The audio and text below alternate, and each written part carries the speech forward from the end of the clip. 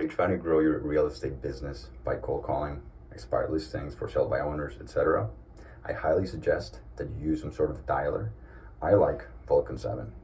So I left a link right there in the description for you. If you want to use it, feel free. They'll probably give you some sort of promo with that link. So check them out. But before I go into more about Vulcan 7, I want to tell you guys 5 tips that can help you in your journey once you start dialing. Number 1, start early. 8 a.m., you want to be on the phone. Ring, ring, ring. Not 8:10, not 8:20, 8 a.m. Because these people are going to get a lot of phone calls. And at one point, they're going to stop picking up. Or they might pick up, but they're going to be so angry, they're not even going to hear a word you say. So if you're one of the first people, chances of them relisting with you are quite high. So start early. Number 1. Number 2, headphones.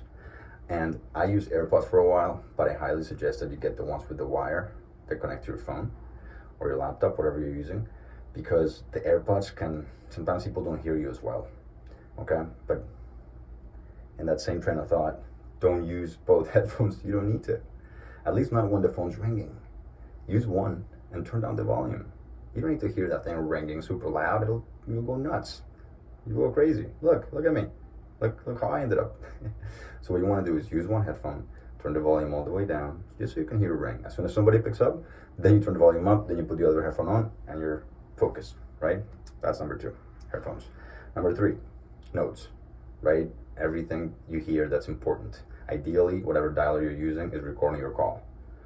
In fact, if you don't have a dialer, I would have some sort of recording device, just record for your own records so that you can look, listen back to that same call and get all the details of this important information that the person probably gave you. Because if you just hope you can write things down, if you're like me, your handwriting may not be that great, you're talking fast, and then you might leave out important information. So most dialers will record it for you, so make sure you have that enabled.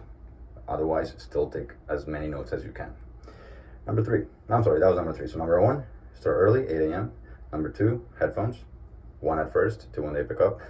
3, write notes or record your call. Make sure your dialer has that enabled. Number 4, print your scripts. Have them ready. You don't want to be like going through tabs and when somebody picks up. Have them ready. Ideally, you'll have them memorized pretty quickly and you'll make them your own. But in the meantime, have them ready. Ideally on your wall, somewhere you can see, etc. Number 5, practice. Sure, call some of your buddies, do some sort of mock calling or whatever, practice objections. But truth is, you're never going to be perfect. So just do it. Even if you don't feel ready, do it. You're fine. You'll be ready once it happens. Trust me. So just do it. If you wait to feel 100% confident, you'll never do it. And I think a lot of people don't cold call because they're terrified of it. And listen, there's really nothing wrong. Seriously. So those were the 5, and I'm going to give you number 6, which connects to number 5, about people being nervous. What are you so nervous about? Worst that can happen is they say, no, I'm not interested, they hang up. And even worse, they can be F you, which they did to me once. And guess what? I laughed. I was like, that's so funny. It's the first time I hear that. And it's funny because within that month, I got 1 FU, but I also got 1 listing. So the way I see it, for every FUs that you get, you'll get 1 listing. All right, and here's the other thing. You're gonna get a lot of voicemails, wrong numbers, etc., etc. So for every 1,000 calls you make, every dial, chances are you're only gonna speak to people about 100 of those calls. And then of those 100, 80 are gonna be other people, and 20 will be homeowners who are actually interested. So you just have to go through those numbers. It's a numbers game. Okay? And okay, here's a little tip, a little bonus.